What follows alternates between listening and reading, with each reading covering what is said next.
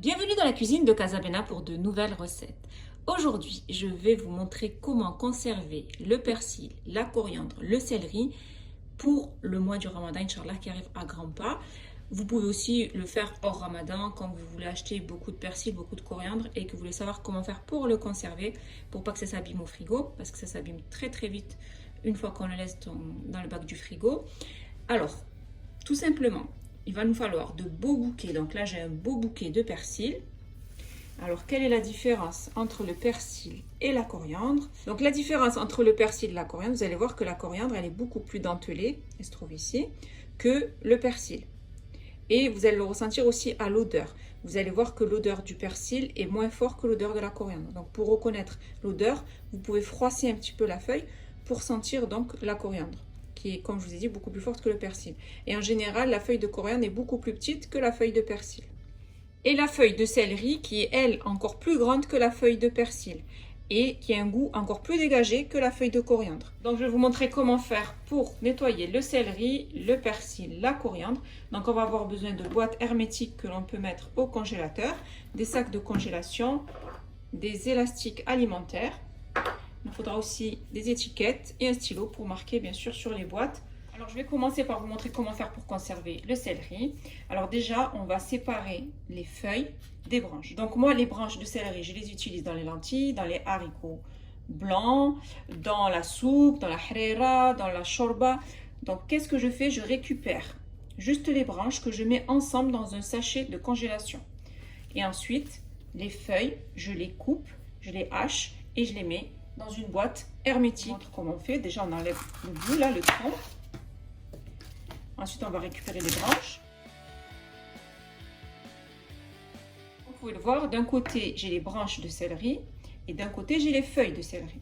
Donc, les feuilles de céleri et les branches de céleri, je vais d'abord les laver, bien les laver dans de l'eau bien froide.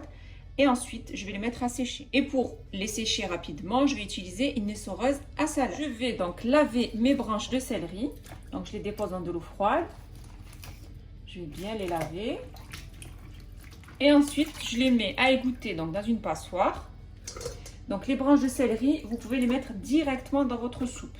C'est pour donner du goût. Et ensuite, vous les retirez. Donc là, j'ai mon céleri qui est en train d'égoutter. J'ai renouvelé l'eau, donc c'est de l'eau propre, qui est bien froide. Et je vais y déposer les feuilles de céleri. Donc, je vais bien les laver. Et ensuite, je retire les feuilles de céleri et je les dépose dans une essoreuse à salade. Les feuilles de céleri, je vais bien les hacher avec un couteau. Vous pouvez les hacher au mixeur si vous voulez. Ensuite, après avoir haché donc, le céleri, je prends une boîte hermétique que je peux mettre donc, au congélateur. Une fois que j'ai bien haché donc, mon céleri, que je l'ai mis dans la boîte hermétique, je mets une étiquette, je marque céleri haché, je la ferme et je la conserve donc, au congélateur. Donc ça, idéal pour vos soupes, pour la harira, pour la shorba, pour vos soupes de légumes aussi. Donc voilà, idéal pour bien conserver votre céleri haché. Et pour ce qui est du céleri en branche, donc le céleri en branche, comme je vous ai dit, je le mets aussi dans la soupe pour donner plus de goût. Je les mets directement donc dans les sauces, dans la soupe, comme dans les lentilles par exemple, dans les harira, dans les shorba. Donc il ne faut surtout pas le jeter, il faut le garder. Pour le persil, donc je vais enlever l'élastique et je vais le trier. Donc c'est-à-dire que toutes les feuilles qui sont jaunes, qui soient trop claires et abîmées, je vais les retirer. Je vais garder que les jolies feuilles vertes. Donc là, on a un joli bouquet. Et on va donc les ranger. C'est-à-dire que là, vous avez une grande branche. Vous voyez? Donc je vais couper les petites qui sont en bas et les mettre avec la grande pour former des bouquets. Ensuite, après avoir fait donc mon bouquet de persil, donc j'ai regroupé toutes les feuilles en haut et les tiges en bas. Donc je vais les couper, les tiges, et je vais garder que les feuilles. Pareil, je vais laver donc les tiges à l'eau bien froide, une eau propre, et je vais les regrouper ensemble. Et pareil pour les feuilles, je vais les laver et les mettre à essorer dans l'essoreuse à salade.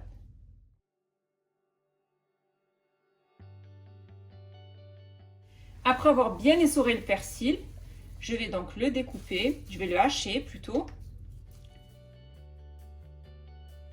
J'ai bien haché le persil, je le mets aussi dans une boîte, donc une boîte qui va au congélateur. Pour les branches de persil, je vais en prendre quelques-unes. Je vais faire des petits bouquets avec, comme ceci. Et à chaque fois, donc, je fais ma soupe, je mets donc ce petit bouquet à l'intérieur. Ça va vous donner un très bon goût. Et ensuite, pareil, je les mets dans un sachet de congélation. Après avoir bien trié mes feuilles de coriandre, donc là, j'ai fait plusieurs bouquets. 2 que je vais attacher, donc je mettrai directement dans la soupe. Je vais les attacher avec un élastique. Et 2 autres que je vais hacher.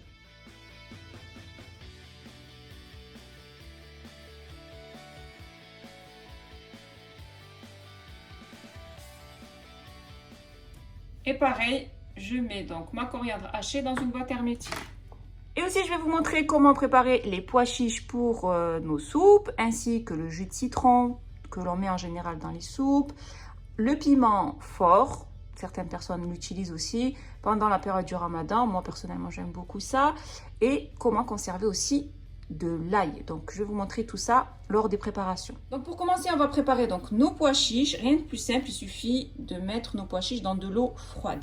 Donc je vais verser mes 500 g de pois chiches dans à peu près de 2 litres d'eau. Après avoir laissé tremper mes pois chiches toute la nuit, donc là ils ont bien gonflé, vous n'êtes pas obligé de les laisser toute la nuit, vous pouvez par exemple les tremper le matin très tôt et les égoutter après le soir une fois qu'ils sont bien gonflés. Donc comme vous pouvez voir là ils ont bien gonflé. Je vais donc les égoutter.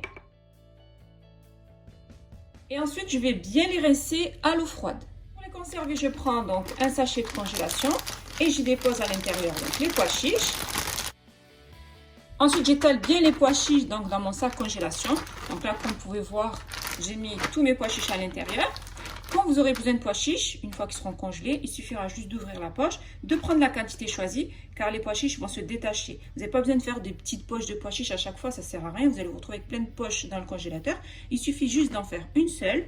Vous ouvrez ensuite le zip et vous prenez la quantité que vous voulez en pois chiches. Pour l'ail, donc je vais le peler et je vais le mettre donc dans des bocaux avec de l'huile d'olive. Après avoir préparé toutes mes gousses d'ail, je vais utiliser un éplucheur à ail. Donc c'est un ustensile qui aide justement à peler l'ail sans forcément y mettre les doigts. Je vais vous montrer comment ça marche. On met une gousse d'ail à l'intérieur et ensuite on va appuyer et rouler en même temps. Ensuite on enlève donc les pelures et on récupère la gousse d'ail. Après avoir pelé mes gousses d'ail, donc je vais les mettre dans un bocal en verre. Ensuite, je remplis donc mon bocal d'huile d'olive.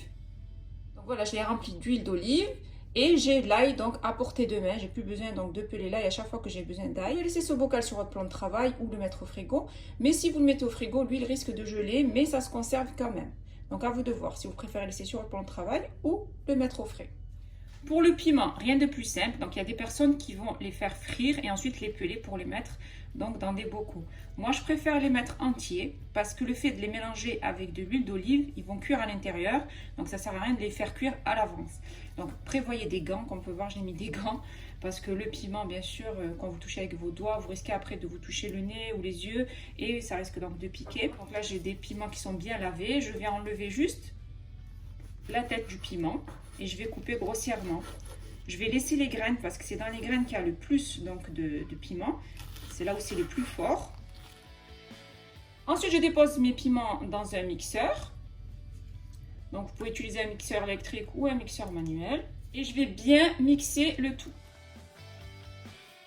Après avoir bien mixé donc, le piment avec les graines, je vais donc mettre mon piment dans un bocal. Et pareil qu'avec l'ail, donc je vais mettre de l'huile d'olive. Je vais bien remplir mon bocal d'huile d'olive. Donc pour les citrons, je vais récupérer le zeste de citron que j'utilise souvent dans les pâtisseries orientales, comme vous avez pu le voir dans beaucoup de mes vidéos. Aussi pour les pâtisseries françaises, telles que les madeleines au citron. Franchement, c'est une recette que je vous conseille d'ailleurs de réaliser. Et je vais récupérer aussi le jus. Le jus, pourquoi? Parce que je vais l'utiliser pour accompagner donc nos soupes. À chaque fois qu'on a besoin d'un petit peu de jus de citron, ça ne sert à rien de poser des citrons sur la table, de presser le jus. C'est idéal quand c'est déjà pressé. Donc, de ce fait, qu'est-ce que je fais? Je vais donc partager les citrons en deux, récupérer le jus et le zeste. Donc le zeste, je le mets dans une petite boîte hermétique que je vais conserver donc au congélateur. Et à chaque fois que j'aurai besoin de zeste, il me suffira juste de le récupérer de la boîte. Et pour le jus, je vais utiliser donc des sacs de congélation, donc c'est des sacs à glaçons. Et je vais y mettre le jus à l'intérieur. Et à chaque fois que j'ai besoin donc du jus de citron, je récupère donc un glaçon. Vous pouvez aussi l'utiliser pour les pâtisseries. Le jus de citron, on peut faire des tartes au citron, des crèmes au citron, vous pouvez faire beaucoup de choses. Donc quand vous avez beaucoup de citron, profitez justement de récupérer le zeste et le jus. Alors je commence d'abord par râper donc le citron pour récupérer tout le zeste. Ensuite je récupère donc le zeste que je dépose dans une petite boîte hermétique. Comme ça quand j'ai besoin de zeste de citron, vu que j'en utilise souvent, il sera déjà prêt. Et en plus ça vous évite justement de faire du gaspillage, parce qu'en général quand on achète des citrons qu'on pose sur la table, on presse le jus et ensuite on jette le citron, ce qui est dommage. Il faut quand même récupérer le zeste que vous pouvez utiliser pour vos pâtisseries. Ou vice versa, des fois on utilise donc le zeste pour les gâteaux et le jus ensuite, une fois qu'on a râpé le citron, donc on s'en débarrasse. Des fois on ne l'utilise pas, il se pourrit, il reste à se gaspiller dans le frigo, ce qui est vraiment dommage. Donc là au moins on récupère les deux. Donc pour le jus c'est très simple, hein. Je coupe le citron en deux, ensuite je vais le presser. Ensuite, je prends donc une petite carafe et je vais prendre une petite passoire et je vais passer le jus de citron pour enlever bien sûr toute la pulpe. Une fois que j'ai pressé donc mon jus de citron, donc j'utilise aussi pour les glaçages. Ça m'aide aussi pour les gâteaux tels que les hiraych par exemple. Et ensuite, je prends donc mon sac à glaçons, sac congélation de glaçons, et je vais y faire couler donc à l'intérieur le jus de citron. Après l'avoir mis donc dans le sachet à glaçons, je le conserve donc au congélateur. Et quand j'ai besoin de citron, il me suffit juste de retirer à chaque fois ce que j'ai besoin. Donc ça c'est idéal quand vous avez beaucoup de citron. Pour ne pas les gaspiller, vous récupérez donc le zeste et le jus. Et pour gagner aussi du temps, on peut donc peler et hacher nos oignons à l'avance. Je vais vous montrer comment faire.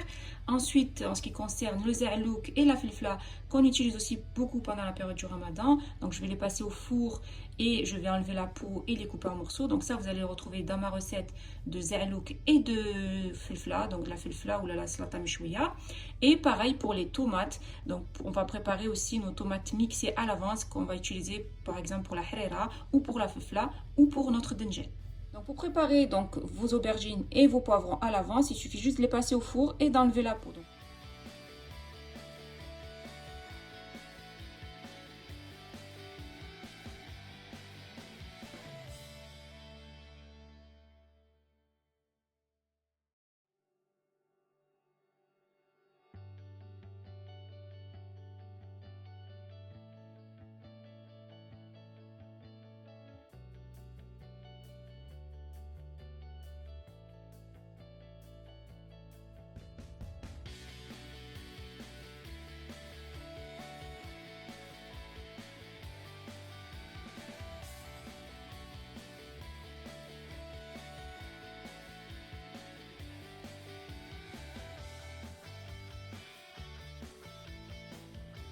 Une fois qu'on les a mis dans le sachet hermétique, on aplatit bien pour que ça se décongèle assez rapidement. Donc ça, c'est pratique lorsque vous recevez par exemple des invités. Vous pouvez préparer ça à l'avance. Du coup, le jour J, vous avez déjà tout de prêt. Pareil pour les tomates. Donc, je prépare mes purées de tomates, mes pulpes de tomates à l'avance. Bien sûr, les filles, je vous montre ces recettes pour les personnes qui travaillent, les personnes qui n'ont pas le temps. Et pour être aussi organisées, ça va vous faire gagner du temps en cuisine. Et ça va aussi vous faire gagner du temps en préparation. Et aussi, vous allez moins salir votre cuisine si vous avez déjà tout de prêt. Par exemple, si vous voulez préparer un za'louk, il vous suffira juste de retirer donc l'aubergine du congélateur, la sauce tomate qui est déjà prête, les herbes qu'on a déjà préparées et l'ail qu'on a déjà préparé. Donc ça va aller très très vite. Vos recettes vont se préparer assez rapidement. Les tomates, je vais prendre des tomates qui sont assez mûres et je vais les couper en deux. Et ensuite, à l'aide d'une râpe, je vais râper donc mes demi-tomates. Et ensuite, il ne reste plus qu'à jeter la peau et on récupère toute la pulpe en dessous. Une fois que j'ai bien râpé toute la tomate, donc là j'obtiens une belle pulpe de tomate fraîche. Ça c'est bien quand vous avez beaucoup de tomates et que vous ne voulez pas qu'elles se gaspillent, qu'elles deviennent mûres. Vous pouvez donc préparer cette pulpe de tomate. Et ensuite je vais le mettre pareil dans un sachet donc, de congélation.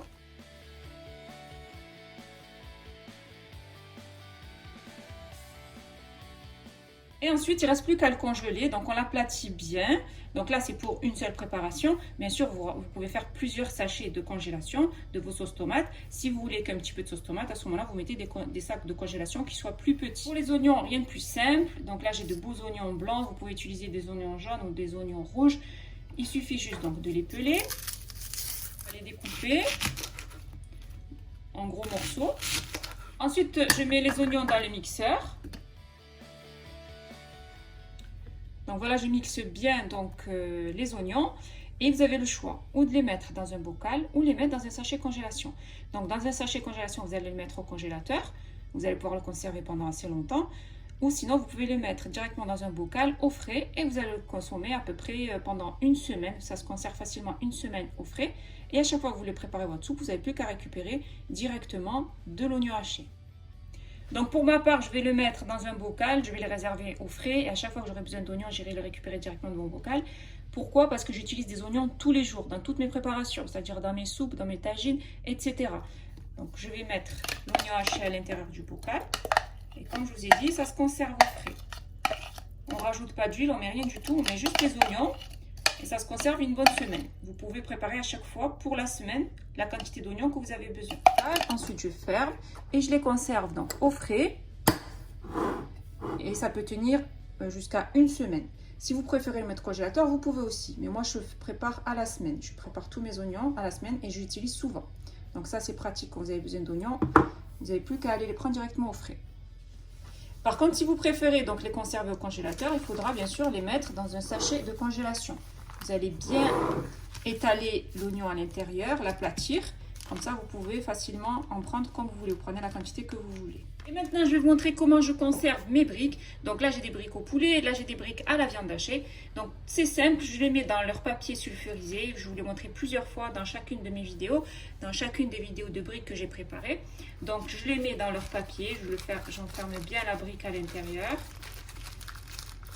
Comme ceci. Donc là, c'est la brique au poulet. Ensuite, je prends un sachet de congélation, pareil. Et je dépose donc ma brique à l'intérieur. Donc là, je les ai préparées à l'avance, toutes mes briques au poulet. Et pour mes briques à la viande hachée, c'est pareil. Je les mets dans le papier sulfurisé. Je les enferme bien, comme ceci. Pareil, je les mets dans un sachet de congélation. Pareil, j'en ai préparé à l'avance. Ça vous évitera de préparer à chaque fois des briques. Vous aurez directement les briques à portée de main. Et surtout, vous pouvez en prendre comme vous voulez. Si vous voulez en sortir que 5 ou que 4 ou que 2, tout dépendra. Bon, bien sûr, ça dépend des personnes que vous avez dans votre foyer.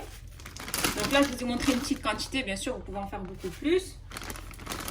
C'est pour vous montrer comment les conserver. Et comme je vous ai dit, ça aussi, c'est idéal lorsque vous recevez des invités et que vous voulez préparer les choses à l'avance. J'ai terminé de préparer donc mes préparations pour le mois de Ramadan. C'est des préparations aussi qu'on peut faire tout le long de l'année. C'est idéal pour les personnes qui travaillent, pour les personnes aussi qui aiment bien être organisées. Ça nous fait gagner du temps. Et c'est aussi pratique lorsque l'on veut faire plusieurs recettes à la fois. On a déjà tout à portée de main. Donc là, on a le céleri en branche qui se trouve ici. Ensuite, les pois chiches, la coriandre en bouquet, le persil en branche. Je vous montrerai lorsque je réaliserai donc mes recettes. Vous l'avez déjà vu d'ailleurs dans plusieurs de mes recettes. Lorsque je prépare des soupes ou lorsque je prépare par exemple des lentilles ou du bol coco, j'ai déjà tout qui est prêt. Ensuite, là, vous avez le piment dans le bocal, plus l'ail aussi qui est déjà prêt, l'oignon aussi que je mets au frais. Ensuite, dans les boîtes, je mets du persil haché, la coriandre hachée, le céleri haché que je mets donc au congélateur, ainsi que toutes les herbes en branche, le céleri en branche, la coriandre en branche, le persil en branche et le pois chiche, je les mets donc au congélateur. En ce qui concerne le piment, l'ail et l'oignon, je les réserve au frigo.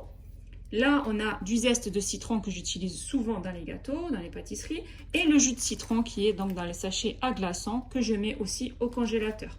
Ensuite, là, on a la pulpe de tomate qui est déjà prête au congélateur aussi, ainsi que l'aubergine et le poivron, et bien sûr nos briques à la viande hachée et briques au poulet. Donc j'espère que cette vidéo vous aura plu. Pour les personnes qui veulent préparer tout ce qu'il faut pour le Ramadan ou hors Ramadan à l'avance, je vous conseille donc ces préparations.